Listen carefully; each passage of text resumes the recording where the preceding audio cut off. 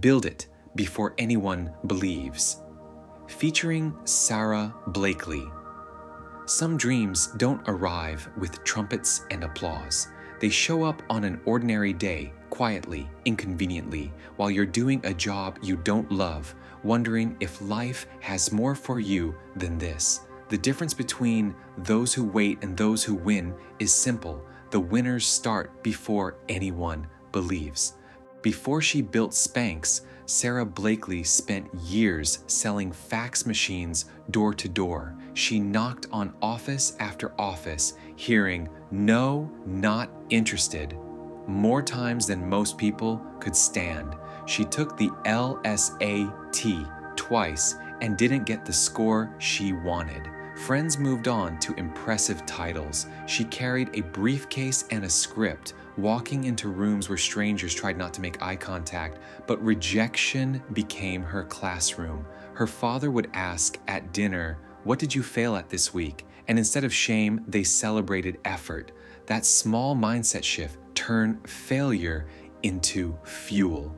One morning, getting ready for a party, Sara cut the feet off a pair of pantyhose to smooth the lines under white pants. It worked, kind of. It rolled up, it frayed, it wasn't perfect, but it was a signal. She didn't have a fashion degree, she didn't have investors, she didn't even have the right vocabulary for fabric. What she did have was curiosity, a tiny savings account, and a willingness to look foolish while learning. She cold called mills until one said yes. She wrote her own patent. She packaged prototypes in her apartment and practiced her pitch out loud until the mirror believed her. Then came the Neiman Marcus meeting. Legend says the buyer wasn't quite getting it, so Sara took her to the restroom, changed into white pants, and demonstrated the difference. It wasn't a slideshow, it wasn't a spreadsheet, it was proof. They placed an order. Soon after, Oprah named Spanx one of her favorite things. The phone lines lit up, and the woman who couldn't get a call back now couldn't answer fast enough. But here's the part people skip. Even then, Sara did the unglamorous work, answering customer emails, handwriting thank you notes, shipping boxes herself. The empire started with a pair of scissors and a stubborn belief that discomfort done right could turn into confidence. So what changed Sara's life? It wasn't magic. It wasn't luck. It was the moment she stopped asking for permission and started building evidence. Most people wait to feel qualified. Champions create the qualification by moving. 5 lessons to build before anyone believes. 1. Redefine failure. Failure isn't a verdict, it's data. Ask yourself, what did I try this week that had a real chance of not working? If the answer is nothing, you're not in the game, you're in the stands. 2. Prototype. Your courage. Your first version won't be beautiful. It shouldn't be. Make the rough draft. Cut the legs off the pantyhose, metaphorically, and test it today. Action reveals what research can't. 3. Sell the transformation.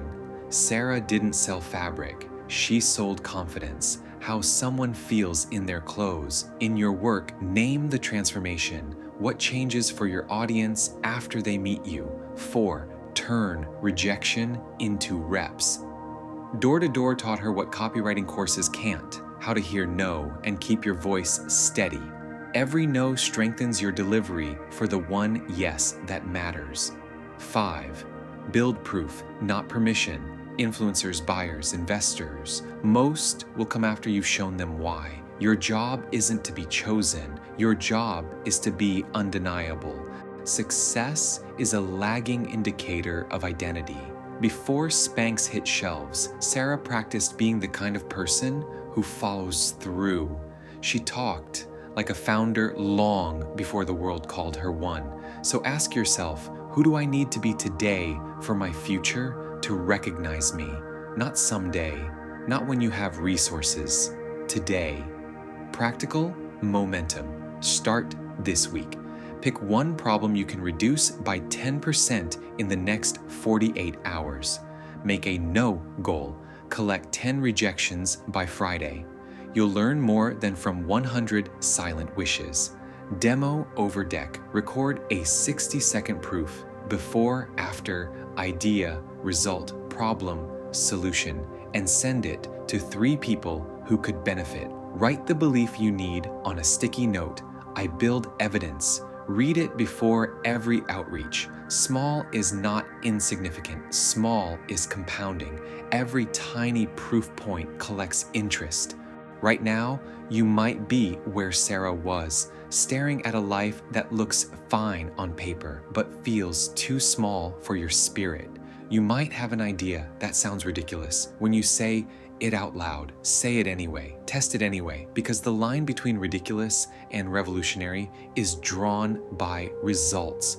Courage does not mean you're not afraid. Courage means you do it while your hands shake, and you ship it before your fear submits the edits. One day, people will call your breakthrough obvious. They'll forget the late nights, the doorsteps that didn't open, the inbox full of silence. That's okay, you'll remember. When no one believes, build evidence. When the room is quiet, be your own yes. When doubt gets loud, outwork it with proof. Because the future does not belong to the qualified. It belongs to the committed, to the ones who begin before applause, who prototype their courage, who turn no into notes and notes into next. So pick up the scissors, cut away the part of your story that says you must wait, and start building the thing the world will one day call inevitable. Not because they finally believed, but because you did first.